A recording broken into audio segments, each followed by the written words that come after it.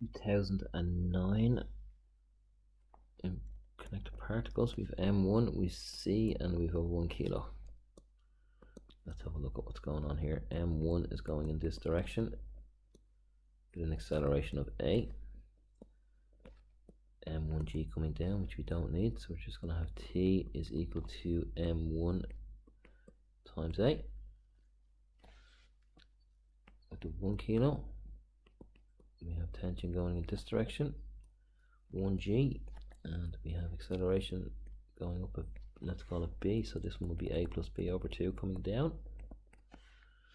So now we have T minus G is equal to B for this one. And for C, we have two strings. We have mass of M2, M2G, and we have A plus B over 2 for my acceleration.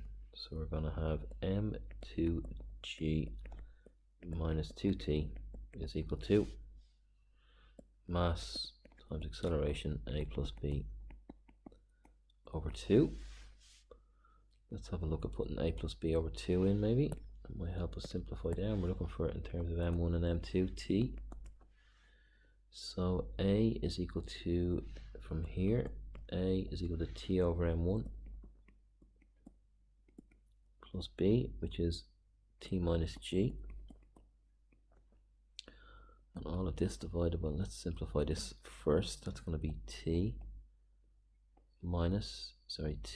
plus M1 times T minus M1 times G all over M1. So that's A plus B. So A plus B over 2 would just be the 2 in here. That would all be times M2. And that's equal to M2G minus 2T. So let's multiply across by 2M1 to get 2M1M2G minus 4M1T equals M2T plus M1M2T minus M1M2G. So let's bring this T over to the right to make it positive and factor out T. So we're going to get T times the M2 in this one, M1, M2 in this one, and then this will be plus 4M1 in this one. And then over here we have 2M1M2G, and this is another M1M2G, so plus another one is 3M1M2G. Then that will be divided by 4M1 plus M2 plus M1M2 will be the tension in the string.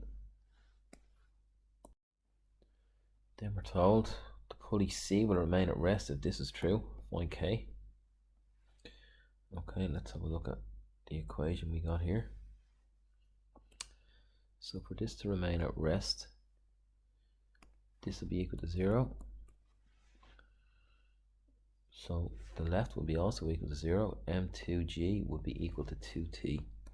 M2G would be equal to 2T. Is that going to help us here?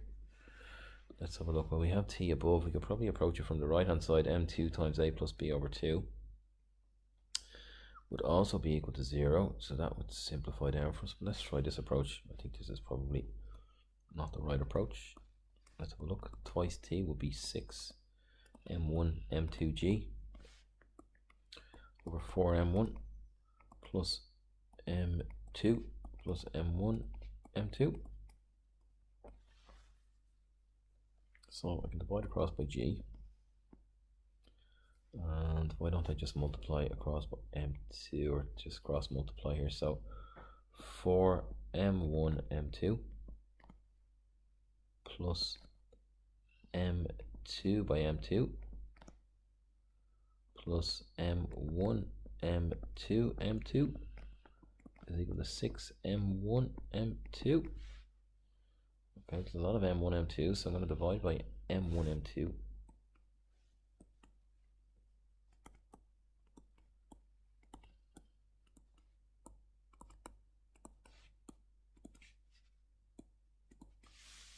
So that would leave these cancelling.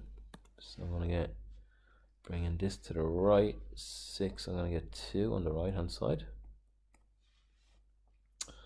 On the left hand side, I'm going to get M2's cancelling here, and M1, M2's cancelling here. So I'm going to get M2 over M1 plus M1 plus M2 is equal to 2. So if I divide by M2, we're looking for the M2s on the bottom, aren't we? M2 and M1 on the bottom. So let me divide by M2. If I divide everything by M2, I'm going to get 1 over M1 plus 1 is equal to 2 over M2. So 2 over M2 minus 1 over M1 equals 1. 2 over M2 minus 1 over M1. Brilliant. 2 over M2 minus 1 over M1 is equal to K. So we can say here K equals 1.